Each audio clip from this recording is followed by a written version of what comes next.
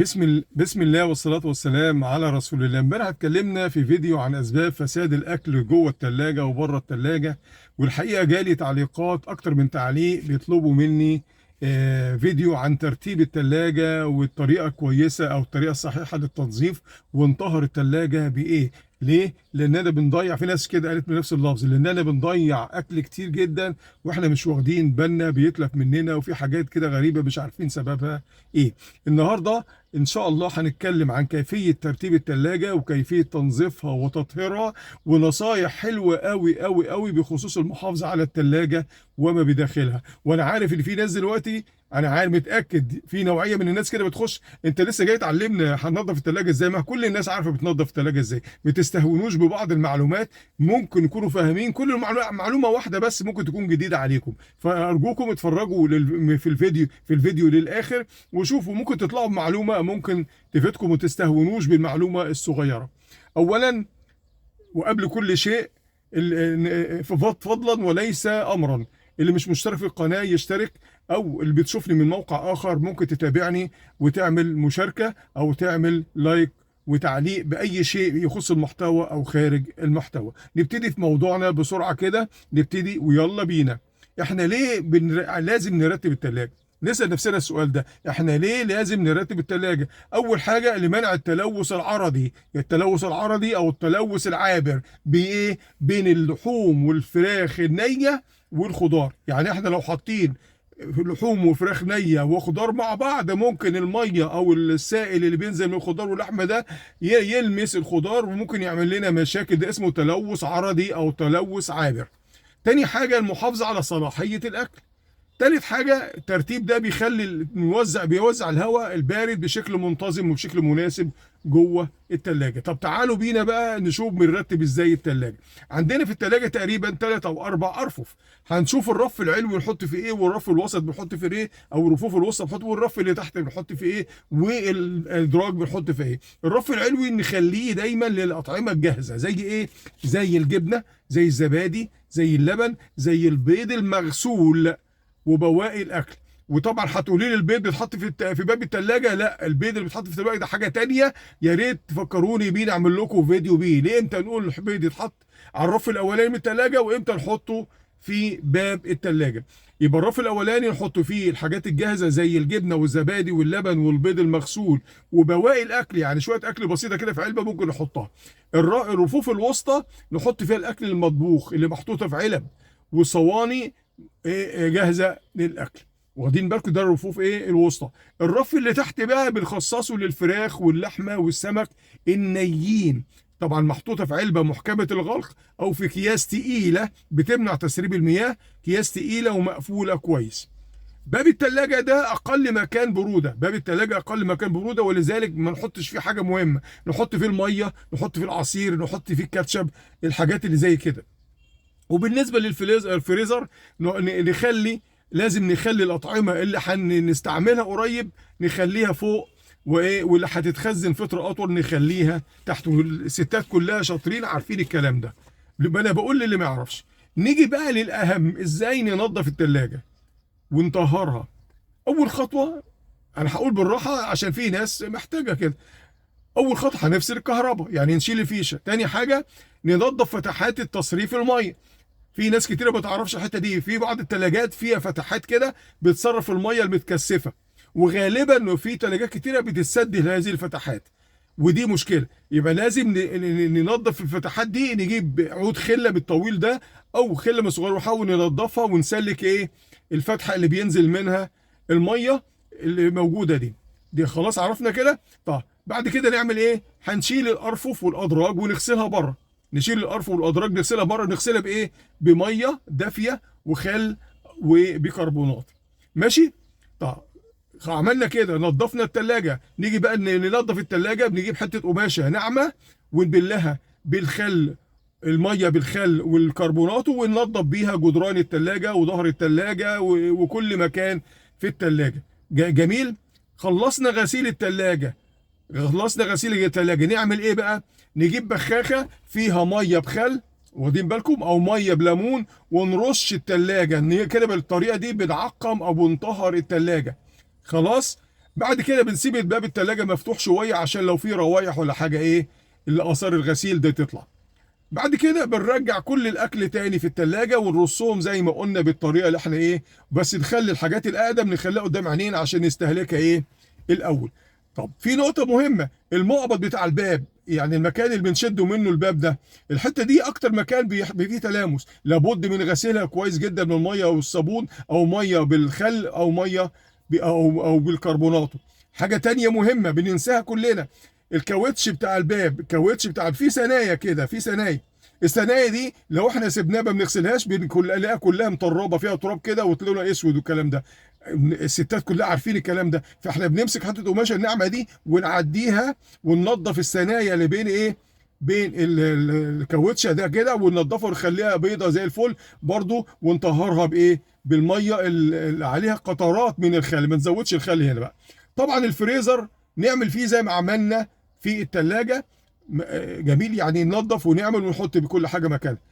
نعمل الموضوع ده المفترض كل اسبوعين او بالكتير كل شهر، يعني اللي عنده وقت يعمل كل اسبوعين افضل طبعا، يعني نعمل الغسيل ده كل اسبوعين او بالكتير خالص كل شهر. تعالوا بقى نشوف بعض النصائح الذهبيه، انا بقول نصائح ذهبيه للستات البيوت بخصوص التلاجة. بعض النقاط كده هنقولها، في ناس كتير عارفاها وفي ناس ايه ممكن نكونش عارفاها. اول حاجه، مفيش حاجه تحط في التلاجة مش متغطيه، يبقى نغطي كل حاجه موجوده في التلاجة. نمسح اي تسريب او نقطه دم او ميه ساقطه على رف التلاجة، يعني لو احنا حطينا اللحمه مثلا ونزلت نقطه ميه ما نستهترش بيها، دي نمسحها ونغسلها كويس قوي، لان ممكن تنمو عليها ميكروبات وتعمل مشاكل كتير. ونفس الكلام لو في ميه او اي حاجه او بواقي اكل نزل غصب عننا واحنا بنشيل، يبقى ننظف اي تسريب اول باول ما نسيبهوش. يبقى جميل كده.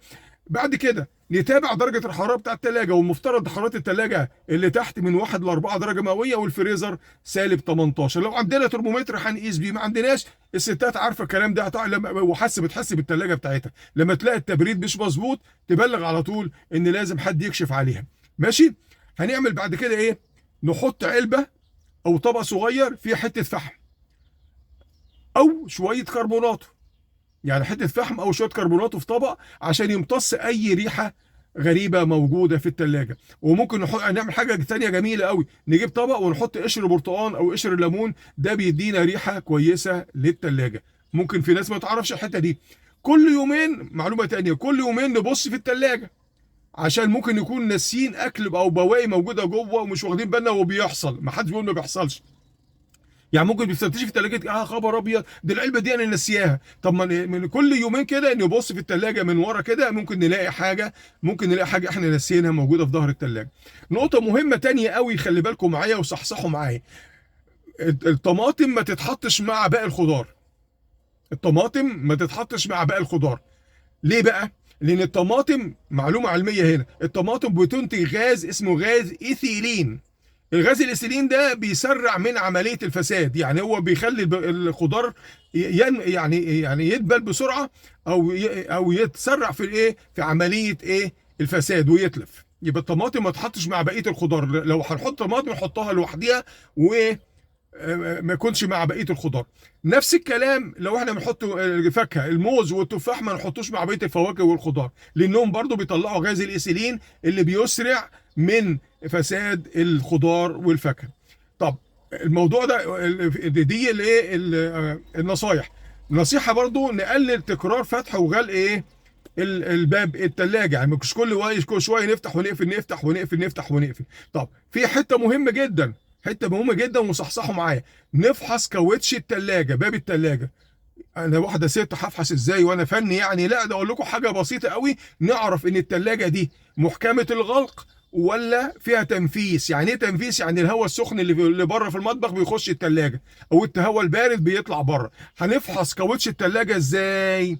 عن طريق بيجيب حته ورقه كراسه، ورقه صغيره كده، ونحطها ما بين جسم الثلاجه وايه، الباب او الكاوتش، ونيجي قافلين الباب عليها ونشد الورقه.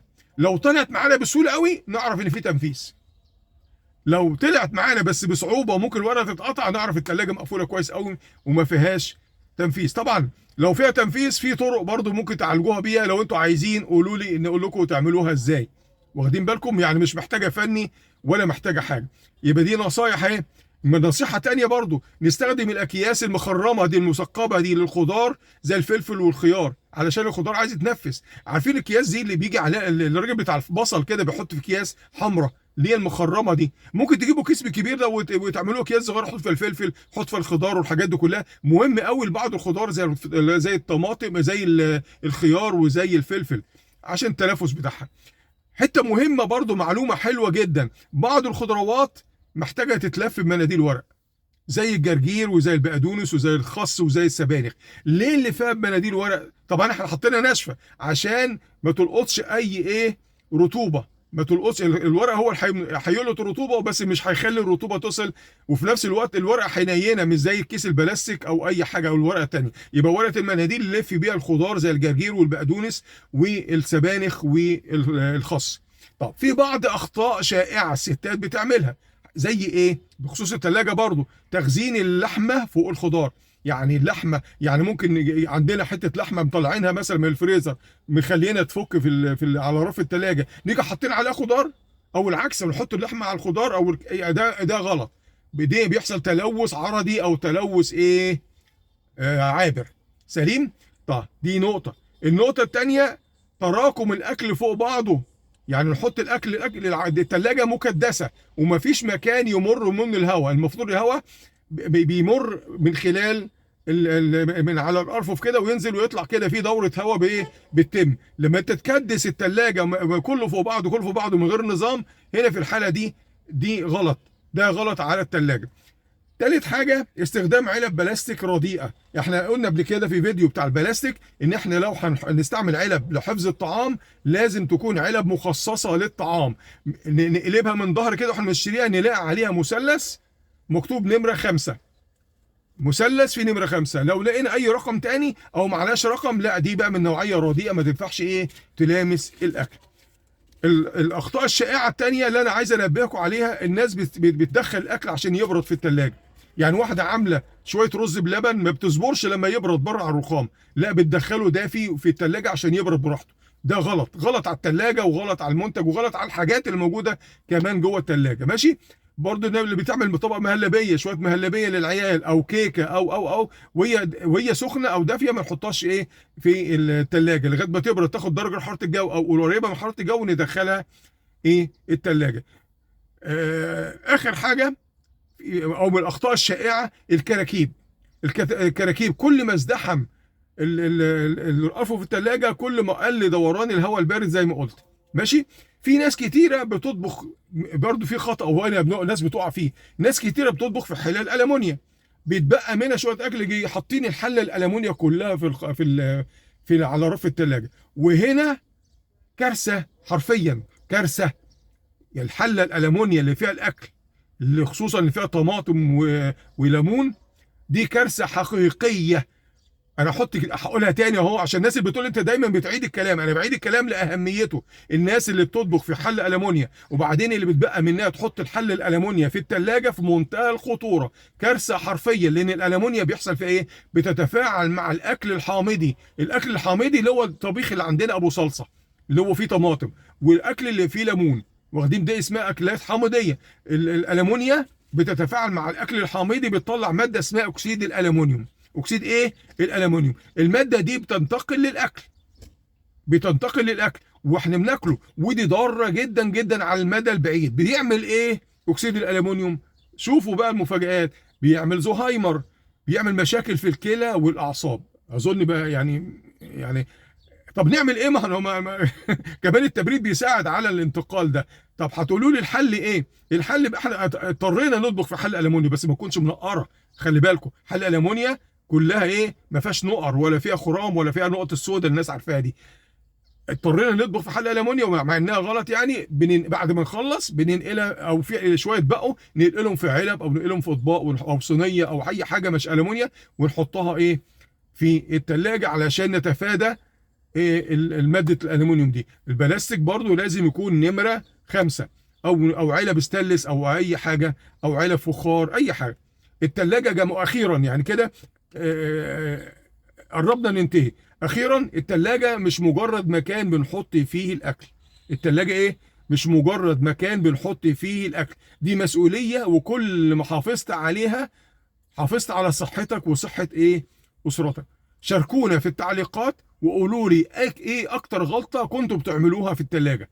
ايه اكتر غلطه من الغلطات اللي انا قلتها دي كنتوا بتعملوها في الثلاجه، ولو انا ما قلتش حاجه قولوا لي برضه الغلطه دي ايه، وهنرد عليكم بحلول بسيطه. جربوا النصايح اللي انا قلتها دي كلها، ولو عندكم حيله بتستخدموها في الثلاجه محدش غيركم يعرفها يا ريت تقولها لنا، او حاجه انا ما قلتهاش، حيله كويسه كده انا ما قلتهاش يا ريت تعرفنا علشان بقيه الناس تستفيد منها. ولو عايزين تعرفوا الحاجات اللي ممكن ما نحطهاش في التلاجة عشان ما نعملش كركبة في التلاجة ومش ما تبصي، قولوا لي نعمل فيديو مخصوص ازاي نقلل الكراكيب الموجودة في التلاجة. التلاجة بتلاقي في حاجات هي مش المفروض تحط في التلاجة. يعني دي حقيقه معظم الناس كده، اي حاجه بيحطوها في الثلاجه، بس في حاجات ممكن تتحط بره. يعني في حاجات هنستخدمها بكره ما فيش، مش محتاجه تتحط في الثلاجه، هتشتغل بعد يومين وثلاثه كمان ممكن تتحط بره. قولوا لي عايزين فيديو بالكلام ده كده، ايه ازاي نقلل الكراكيب او التكدس الموجود في الثلاجه، وان ممكن نستغنى عن الثلاجه في بعض الامور كده ونخليها مثلا على الرخامه او في اي حاجه تاني خارج الثلاجه. شكرا لكل من يدعم قناتنا بالاشتراك او بالتفاعل، سواء بالتعليق او اللايك او المشاركه، علشان ننشر الوعي الصحي والغذائي في المجتمع. بس كده، ما تنسوش تدعوا لي وتصلوا على النبي صلى الله عليه وسلم في تعليق، وتدعوا لاخوانكم. والسلام عليكم ورحمه الله وبركاته.